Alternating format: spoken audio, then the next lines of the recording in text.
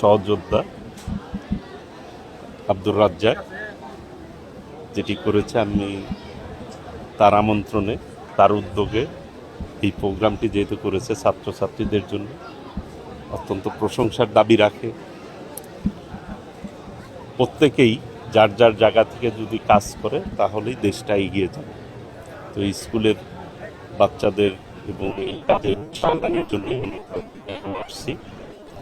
পাশাপাশি শিক্ষা প্রতিষ্ঠানের শিক্ষার মান উন্নয়নের জন্য মাননীয় প্রধানমন্ত্রী দেশনায়ক তারেক রহমান যেভাবে কাজ করে যাচ্ছেন, শিক্ষাকে সর্বোচ্চ অগ্রাধিকার দিয়েছে।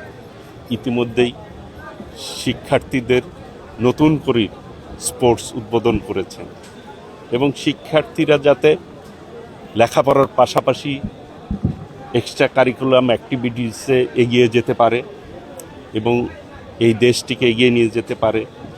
একজন ছাত্র যাতে একাধিক পেশার সুযোগ থাকে, নিজেকে যোগ্য হিসাবে গড়ে তুলতে পারে, সেই অনুযায়ী ইতিমধ্যেই পদক্ষেপ নিয়েছেন।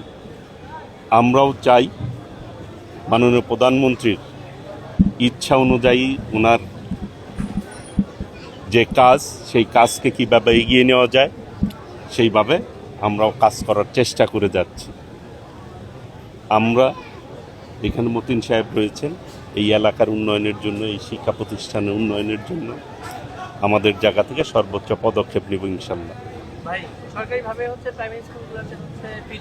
এইটা অবশ্যই পর্যায়ক্রমে দেখেন। আগেও আমাদের মাননীয় সাবেক প্রধানমন্ত্রী মরহুমা দেশনেত্রী বেগম খালেদা জিয়া প্রথমে প্রাথমিক পর্যায়ে অবৈতনিক শিক্ষা ব্যবস্থা চালু করেছিল, এরপরে আস্তে আস্তে ডিগ্রি পর্যন্ত গিয়েছে। মাননীয় প্রধানমন্ত্রী কিন্তু নারী শিক্ষা উন্নয়নের জন্য মাস্টার্স লেভেলেও কীভাবে নারীদেরকে অবৈতনিক শিক্ষা ব্যবস্থা চালু করা যায়, বিভিন্নভাবে বৃত্তি সিস্টেমও কিন্তু আমরা চালু করেছি।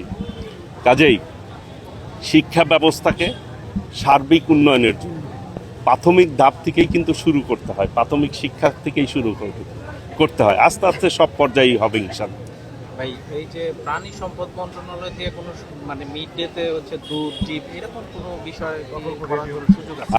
এবং স্কুলগুলিতে আমরা কিভাবে সেটি দিতে পারি সেই ব্যাপারে আমরা ইতিমধ্যেই চিন্তা করেছি, পদক্ষেপ নিচ্ছি ইনশাআল্লাহ। ঠিক আছে, ধন্যবাদ।